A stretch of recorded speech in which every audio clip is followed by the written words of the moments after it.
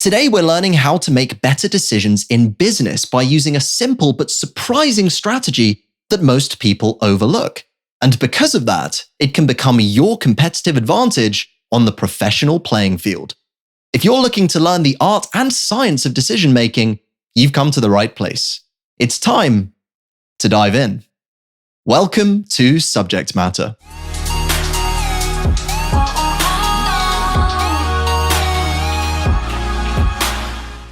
Hello and welcome to another episode of Subject Matter. This is episode 15 of season 2. I'm your host as always, Ben Bradbury, and this is our penultimate episode of the season.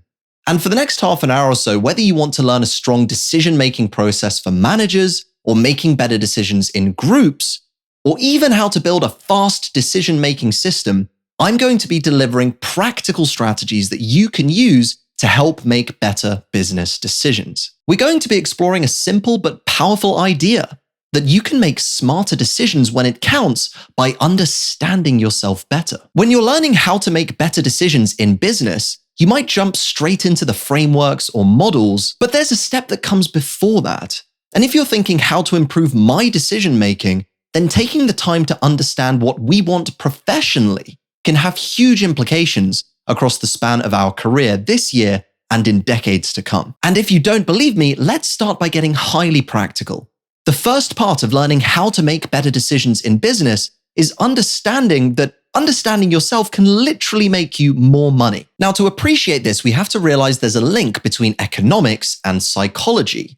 And it was Charlie Munger, as in Berkshire Hathaway and Warren Buffett's right-hand man, Charlie Munger, who said that time and time again, in reality, psychological notions and economic notions interplay, and the man who doesn't understand both is a damned fool. Now, an example of this comes from the book Influence by Robert Cialdini, where he names the 6 weapons of influence, and one of those weapons is social proof. The fact that the more that people buy something and the more people like something, and we can consciously see that, the more that we are prone to purchase that as well. So you can clearly see that the psychology of something is quite tangibly impacting the consumer buying cycle. Psychology and economics are linked. But if we know this, then we can take this a step further, because by understanding and improving our psychology, we can improve our economic value.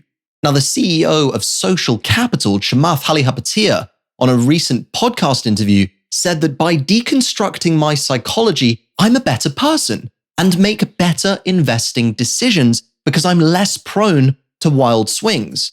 I know myself and what I want better. Your mind is an operating system, and the best investors just know that really, really well. By taking the time to understand their psychology, they can act as impartial observers, overcoming the strife of being emotionally attached to their investments. And that's not to say that they won't still make bad decisions. Of course they will. But they are able to build a fast decision-making system when it counts in their business through a thorough understanding of human psychology. Now, you don't need to be an investor to learn how to make better decisions in business.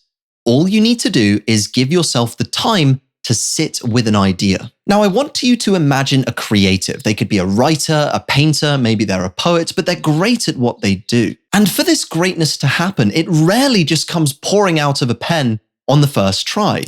It takes time. The creative has to sit with their idea. Now, for some reason, we expect a fast decision-making system that gets things right first time round. But deep down, we know that's rarely ever going to be the case.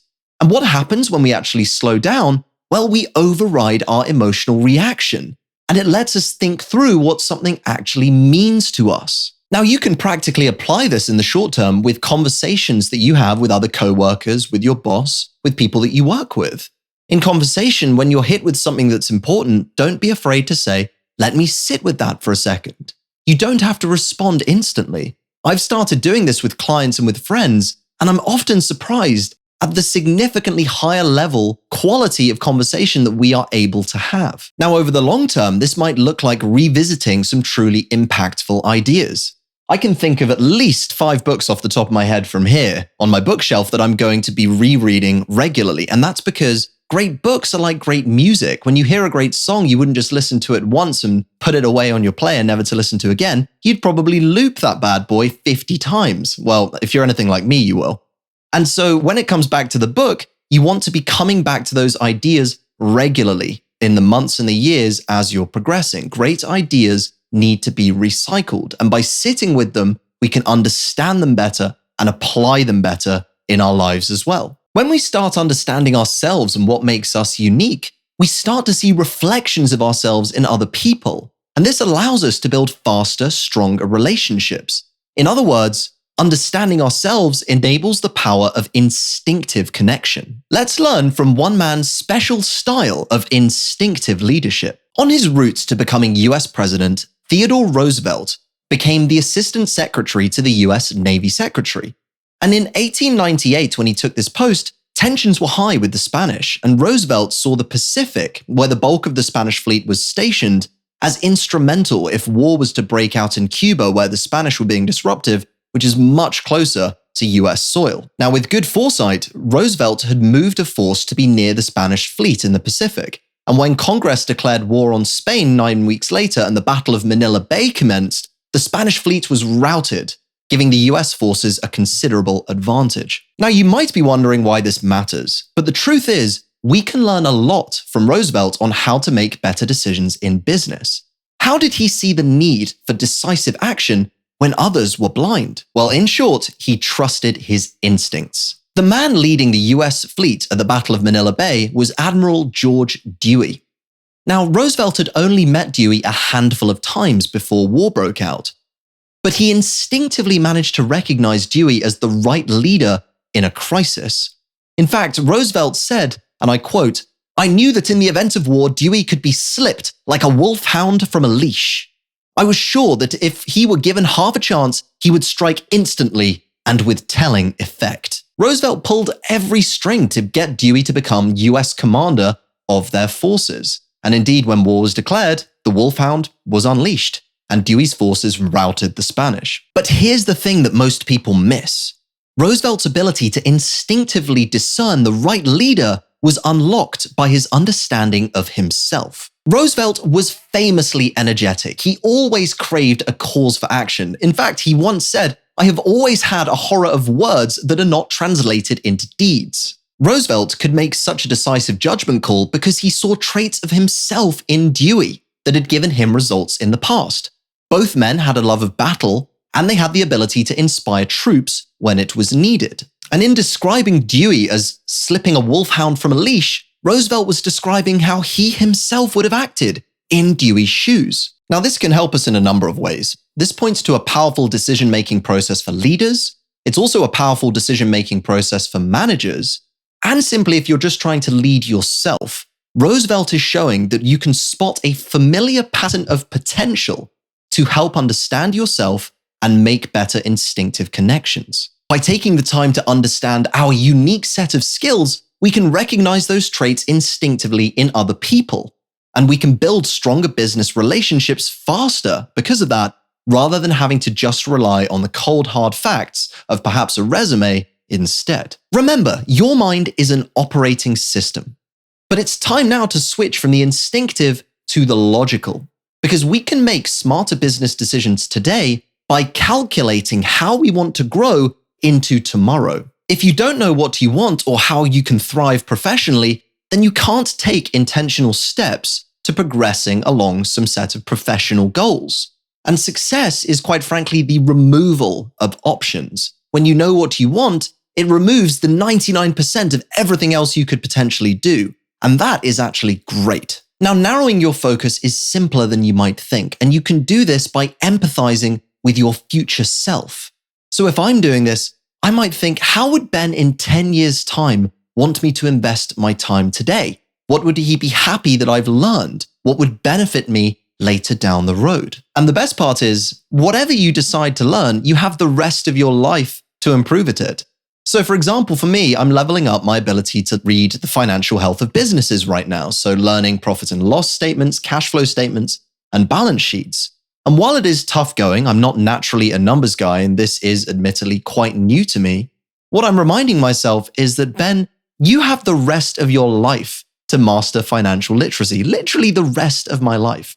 So what does it matter if I move at a snail's pace right now while I'm grasping the fundamentals? And this is the same for any skill that you might have liked to try. This could be graphic design, this could be learning how to sell better.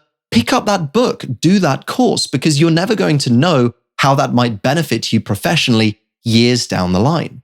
And if you fall in love with the process of improving, then when you finally do become that future self in 10 years' time, which by the way is going to happen closer or much sooner than you and I think, then you might just be beautifully surprised at how far you've come. When it comes to building an effective decision-making process for leaders, there's a trap we've got to be careful to avoid. And that's mistaking our reality as the only reality. I used to think that I was at the center of my unique universe. Literally, what's to say that everyone else around me isn't a robot and I'm not living in some giant simulation? Now, as I grew past the age of 10, I came to realize that this wasn't true. Well, at least I hope so. But what I do realize is true is that this universe that I see and experience is my unique universe. In that sense, we're all completely alone because we all have our own individual perspective. And the only person that you can truly depend on to see things the way that you do is you. So why does this subject matter then? Well, you and your team are all working for the same company. But within that company, you are all experiencing multiple versions of reality and having different ways of deriving meaning from experience. Think about the way that an optimist sees the world as opposed to a pessimist. One sees good around every corner, and the others see demons crawling out of the shadows. Now, as children, our version of reality is largely decided for us from our upbringing. But as we grow older, we literally get to decide what version of reality we choose to experience. Now, all too often in business, we're driven to conflict because we're experiencing different versions of reality in the same world. So, for example, picture on one hand the young entrepreneurial worker who wants to make a mark. They want to take risks because they have plenty of time in their career to fail. Now, compare this to the older leader. They have to be more conservative. They have less time, and so naturally they want to play it safer. This is the same experience, but a completely different reality for both parties. And that ideological conflict can often break down our decision-making process. Now, in order to transcend this conflict, we have to be aware of the gap between our perspective and reality. There's only one objective reality, but there's plenty of perspectives to go around. In fact, everybody has one. But it's dangerous when it comes to making decisions for our company to conflate the two. That's why it's critical when you're making decisions with your team to make sure that your team is seeing things the same way you do.